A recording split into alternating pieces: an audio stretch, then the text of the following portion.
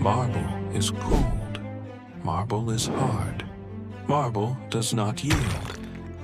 Every sculptor knows this. The material resists. You remove what is there.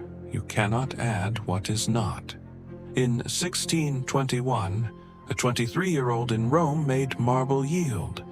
He made a god's fingers sink into a woman's flesh. He made stone compress under pressure. Made the hardest material in Renaissance sculpture behave like skin. Bernini said the marble in his hands became plastic, like wax. Looking at what he left behind, it is difficult to argue. 225 centimeters. Carrara marble. Galleria Borghese, Rome. 2 figures, a god and a woman. Pluto, massive, bearded, carries Proserpina toward the underworld. She twists away. Her arms push at his face. Tears run down her cheek. His hands grip her waist. And here's where the marble stops being marble. His fingers do not rest on her skin. They sink into it. The flesh around each finger rises slightly, the way real flesh compresses when someone holds too tight. It is stone. Stone does not compress. And yet, there it is. Art historian Howard Hibbard, in his monograph on Bernini, identified the specific elements that produce the illusion: the texture of skin, the flying hair, the tears, and above all, in his exact words, the yielding flesh of the girl. Yielding, applied to stone. Bernini's own son Domenico called it an amazing contrast of tenderness and cruelty. Not two emotions. A contrast embedded in the material itself. The same marble that holds the god's grip also holds the softness it is crushing. Rudolf Wittgauer noted that representations of this kind depended on Bernini's conception for the next 150 years. Not influenced, depended. One sculpture, 1 year, a 23-year-old, and an entire era followed. The commission is documented precisely. A payment of 300 scudi in June 1621, for, in the Cardinal's own words, a statue of Pluto who abducts Proserpina, and the head and bust of Pope Paul V, sculpted in marble, for our own use. A mythological abduction and a papal portrait, same commission. The abduction survived. The portrait is gone. The pedestal carried a couplet written by the future Pope Urban VIII, then Cardinal Barberini. "O you who bend to pick flowers, look at me, seized and carried to the cruel house of Dis." The man who would become Pope wrote the dedication to a sculpture of a kidnapping. Cardinal Scipione Borghese was the nephew of Pope Paul V, functionally one of the most powerful men in Rome. He used that power to collect art. He commissioned Caravaggio. He had a sculptor arrested on false charges to obtain 2 of his works. He hired Bernini at 20 and gave him increasingly impossible commissions. The rape of Proserpina was the second.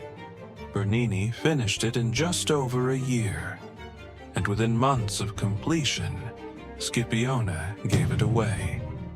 The Galleria Borghese's own documentation acknowledges the reason was political. The sculpture was given to Cardinal Ludovisi to repair a damaged relationship.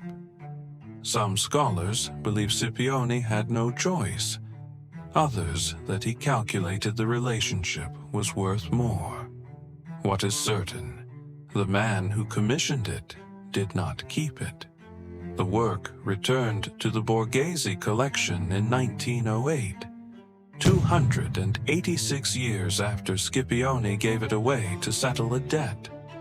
Look at Proserpina's hands.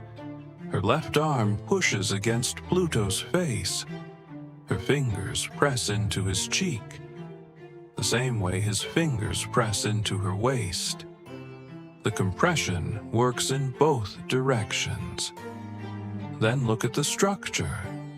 The Galleria Borghese notes the arrangement is pushed to the limits of physical stability. The two bodies counterbalance each other so precisely that the group stands without additional support at the base. Remove either figure and the other would fall. The captor and the captive, structurally dependent, holding each other up, in marble. Here is where the sculpture refuses to settle. The myth was understood in the 17th century as an allegory of seasons. Ceres' grief at her daughter's abduction causes winter. Her return brings spring. In this reading, Pluto is not a villain. He is a force of nature. The abduction is not a crime. It is the mechanism by which the world continues. But the sculpture does not show a cosmic necessity. It shows a woman pushing a man's face away while he carries her somewhere she does not want to go. The tears are specific. The resistance is specific. The grip that compresses flesh is specific.